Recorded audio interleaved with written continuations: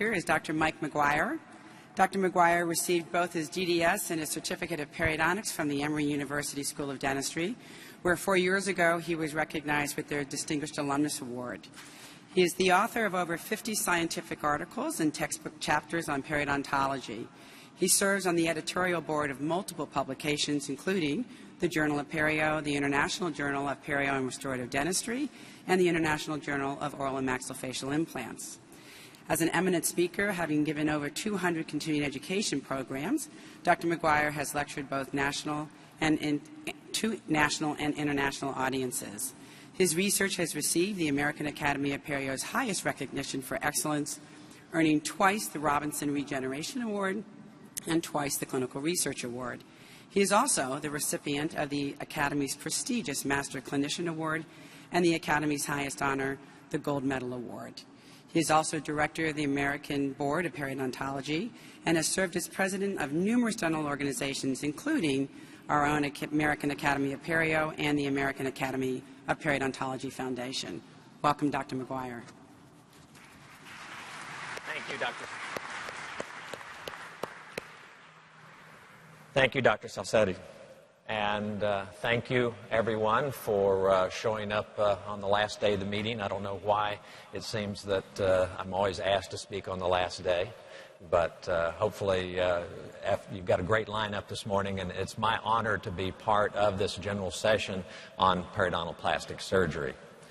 I think that, from the very day that clinicians first used tissue from the palate as donor sources for a variety of different grafts, all of us have been looking for alternative sources. There's got to be a better way. And I'd like to share with you an evidence-based approach to looking at alternative sources, looking at what we know, looking at what we don't know, and focusing primarily on outcomes of studies, attachment of these various grafts, and stability over time. It's appropriate to disclose that the following companies have provided funding for the research that I'm going to be sharing with you this morning, but I always maintain complete control of the content of my lectures and reporting of all data. Now, why is a lecture on alternatives even appropriate? Why is it relevant? If you have teeth, as you see in the top panel, that require root coverage, connective tissue grafts are your gold standard. That's your ticket, just like Dr. Pasquinelli said. If you have teeth, as you see on the lower panel, that require keratinized tissue, free gingival grafts are your gold standard. That would be end of the lecture. Let's all go to the airport. But dentistry in its most basic form is about treating those teeth, right? But there are people attached to all of those teeth. And many of our patients are more concerned about cosmetics, comfort, and the quality of life issues than they are about the tenth of millimeter differences that you and I argue about all the time. So I'd like to share with you research that we've done in our private practice over the last decade looking for alternative sources to tissue from the palate. And we're going to benchmark the studies we've done to what's out there in the evidence base. Now, if we begin talking about grafts to increase keratinized tissue, what's our primary endpoint? What are we looking for? Most people believe that we need at least 2 millimeters of keratinized tissue to maintain health around teeth. So that's going to be our endpoint. Now, if you go to the literature and you look, you're going to find a zillion case reports about keratinized tissue, free gingival grafts. You're going to find a half a zillion case series, but it was surprising to me that there is only one systematic review that looks at what's our gold standard, what's the best way to increase keratinized tissue, and it's this Swiss review. And not surprisingly, they came out with the conclusion that free gingival graft is your go-to source for increasing keratinized tissue. But if you're in private practice, you know that the best available evidence is just part of the equation, right? That we've got to take our best evidence, but we also have to factor in our experience, what we're good at, what we know, but very importantly, we also have to factor in what are our patients' values and expectations. that's kind of the crux and the key to a successful private practice, right? Satisfying your patients, satisfying your referring dentists. And in research today, patient-reported outcomes are more and more important. So we have to factor in the patient. And I have more than a few patients that would just as soon I not peel that tissue off of the roof of their mouth. So let's look at a couple of studies that we've done looking for alternative sources to the free gingival graft.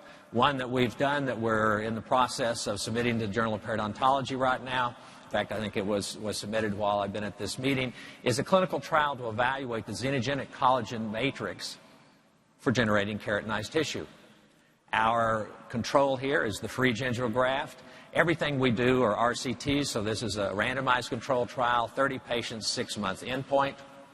We're looking at our primary outcome, change in keratinized tissue, and a whole host of secondary measures with lots of emphasis when you read this paper on patient-reported outcomes.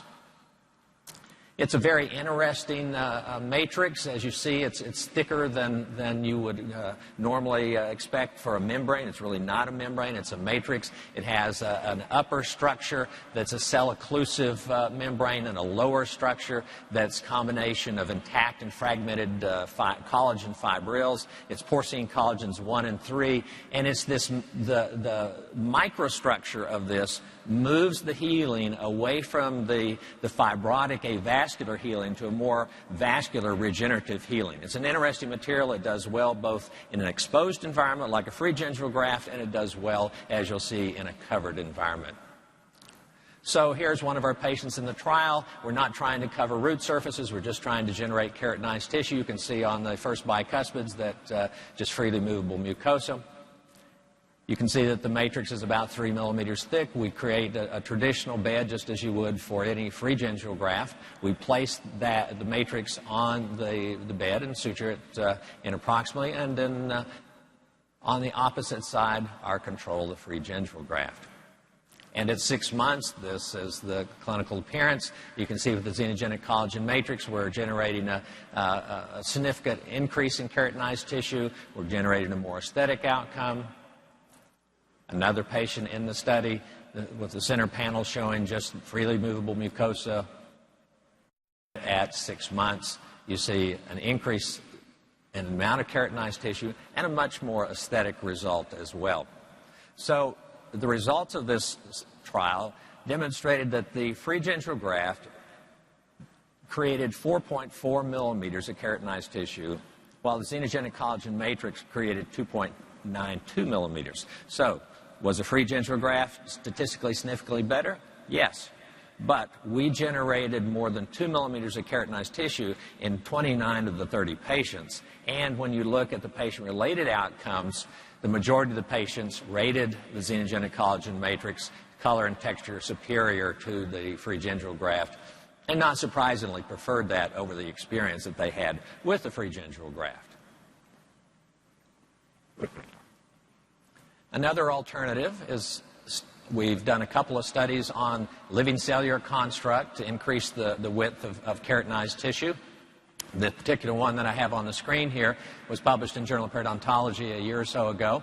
This is a large trial. It's a pivotal study, 96-patient study, 4 different centers, and our primary efficacy parameter here is generating keratinized tissue greater than 2 millimeters, and then a whole host of secondary and tertiary parameters. It's a very interesting material. It's actually living cells, and it has an upper layer of living keratinocytes and a lower layer of living fibroblasts and collagen. These come from neonatal foreskins. There's a lot of crosstalk between these cells, and they provide a whole host of cytokines, of collagens, extracellular matrix proteins, a lot of things that we know that are necessary for periodontal regeneration health. I've just highlighted in red some of the cytokines that you and I know are important for periodontal regeneration. You see BMPs, fibroblast growth factors, PTGF, TGF-beta1, VEGF, all of these we know are important, and this material then will provide a ready reservoir for these, and theoretically can deliver it on demand because these cells have surface receptors and they're able to talk to each other. So here is one of the cases in at our site for the pivotal trial, and you see the LCC on the far screen, the free gingival graft near to me. Now, this material does not act like a graft. It does not engraft. What it does is it alters, it enhances the healing through secondary intention, and it changes the trajectory of healing, causing site-appropriate differentiation. What do I mean by that? Well, if you look at the cuspid down there that just has mucosa, when you look 6 months later, you see now we have keratinized tissue where we only had mucosa before, and you have your typical look of the free gingival graft.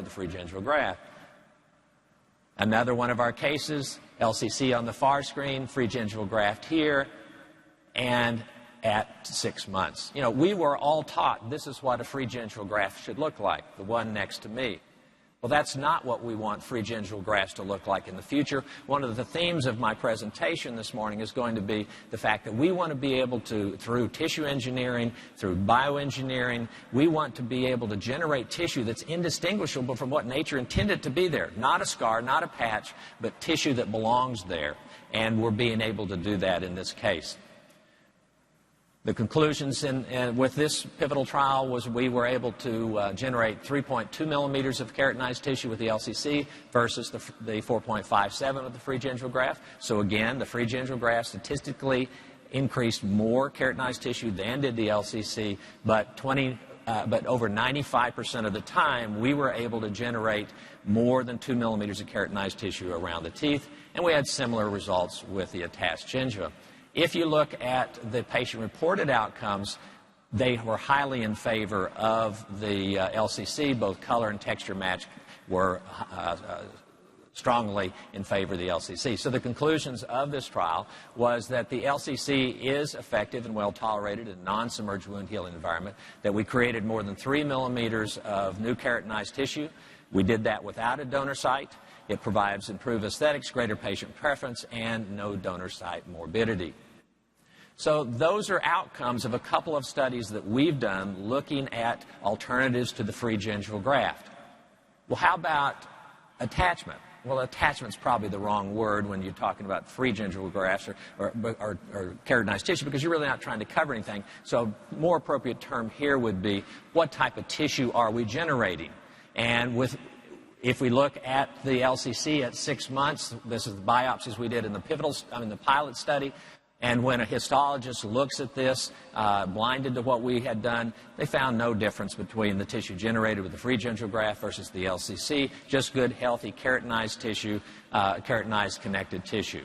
And if we looked at the xenogenic collagen matrix at the same time point at 6 months, again, no difference. Couldn't tell any difference between the free gingival graft and it. So we're generating tissue that is indistinguishable from the free gingival graft. How about stability? You know, stability is a real important thing for me. This is my 33rd year in practice, and I want to make sure that before I really start incorporating something into my practice on a daily basis, that I know what's going to happen with this material over time. We know with the free gingival graft, it's stable. I mean, we've got patients in our practice that have had free gingival grafts for 60 years. We don't know with the xenogenic collagen matrix. We don't know with the LCC. That's not to say it's not going to be stable. That's just the inherent problems you have with emerging technologies. But we are following them.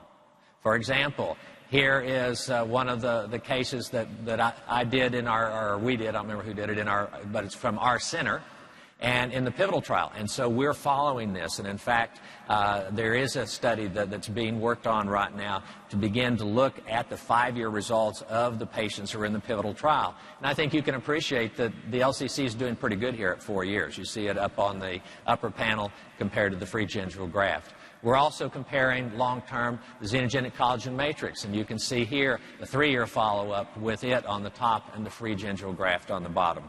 So this is information we will know in the future, but right now we don't. Well, let's kind of change courses and let's move from alternatives of trying to increase keratinized tissue to the alternatives we have for root coverage grafts, and again, benchmark that to the evidence.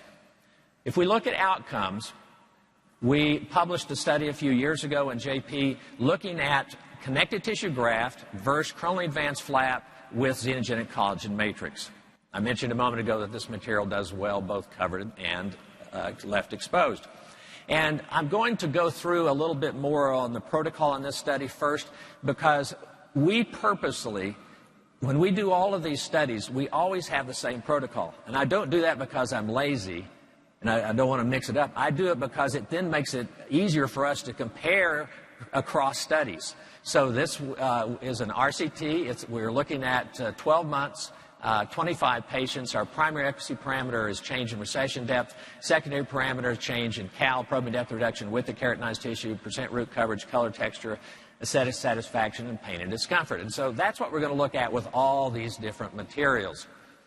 To give you an idea of the type of defects in the surgery, to get into this study, you had to have at least 3 millimeters of recession. This patient had multiple areas of recession, but the study only allows you to treat one tooth at a time because it's difficult to control things if you're treating multiple teeth. And we marked the CEJ with a pencil just so that you can see it easily. The partial thickness flap is elevated. We trim the xenogenic collagen matrix. We suture it to place, coronally advance the flap, and here's what we have at a year. 100% root coverage, excellent aesthetics, a very nice result with this material. On the top, you see another case with the xenogenic collagen matrix and the connective tissue control on the bottom at a year. And what we found was that actually our results improved over time. That we found that at 12 months, with the connective tissue graft, we were achieving 99% root coverage, and with the xenogenic collagen matrix, we were achieving 88% root coverage. Now, what do those numbers mean? You know, they're not very valuable by themselves. So that's why it's important for all of us to understand systematic reviews, meta-analysis, and that kind of thing, because it gives us a benchmark as a clinician. And if you ask the question, if I have Miller class 1 or 2 recession, and I'm going to use a connective tissue graft, what do I expect? How much root coverage should I gain? And the answer is about 89%. So how did we do? We did pretty good, didn't we? We achieved with the xenogenic collagen membrane what the systematic reviews say we should be able to achieve with a connective tissue graft, and we did it without a donor site. If you ask the question, in a Miller class 1 or 2 recession, and I use a coronally advanced flap, what should I expect? And the answer is about 82%. So, is there value added? Did my patient get something for the money that he or she spent on the material? Yeah. We improved a lot from 82% up to almost 89%.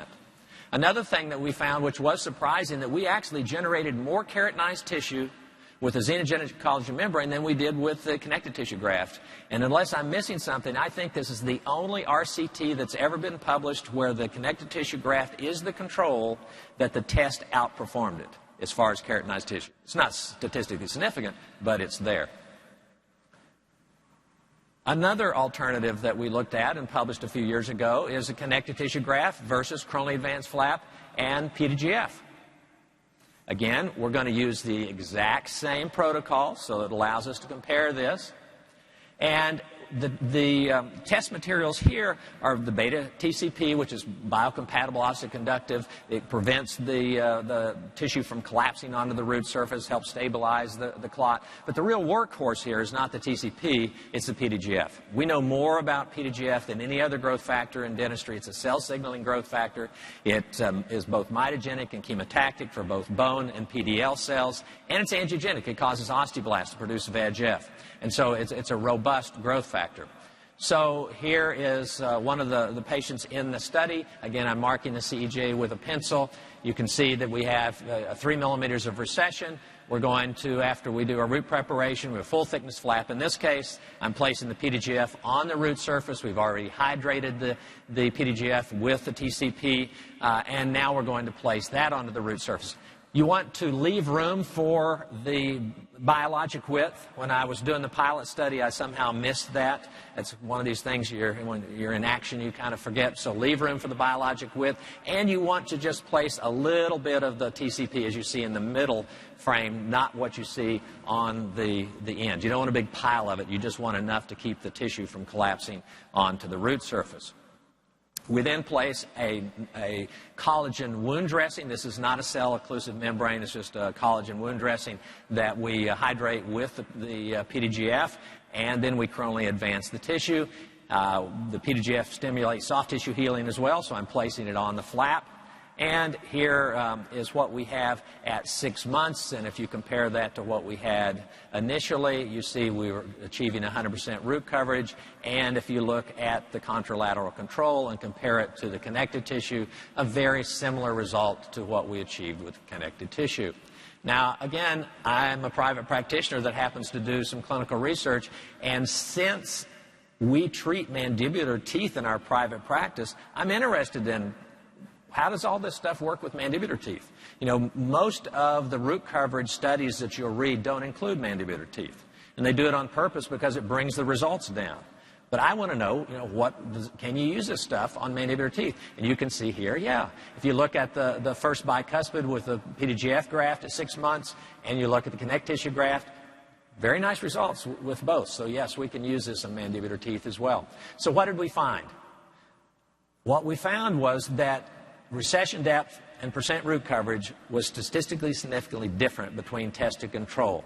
And if we look at percent root coverage, what we found was we were able to achieve 90% root coverage with the PDGF graft, and we were able to achieve 98.6 with the connective tissue graft. So again, think back to the benchmarks we just talked about. We're beating with the PDGF graft what we should be able to do with the connective tissue graft. We're beating the coronally advanced flap, so is there value added? Is there reason to be paying money for the biologic? And the answer is yes. But I also want to draw your attention to the difference between these two. You know, I already said that they're statistically different, that the connective tissue graft wins here, statistically. There's almost 10 points different here. So, you know, when we're doing these studies, we kind of beat ourselves up and say, doggone it, you know. But when the patients looked at it, they said they're equal. So again, it points to the fact that you and I are oftentimes far more critical than our patients are, even when they're aesthetically related studies. And they're willing to give up small percents of root coverage for patient satisfaction, and then in pain, of course, came out highly in favor of not using the palate, not surprisingly. A decade ago, we looked at the same thing, connective tissue graft versus coronally advanced flap with enamel matrix derivative. Same protocol, looking the same primary and secondary efficacy parameters, all of these different parameters, no difference at baseline between test and control. And at a year, the only differences we had were these three: with the keratinized tissue, healing pattern, patient perception of pain. Let's look at the type of defects that were in this study. I did this study in the late 90s, and I was younger and bolder, and these are big defects. You know, to get into this study, you had to have at least 4 millimeter recession, big defects. This, you see in this particular patient, a lot of root surface abrasion.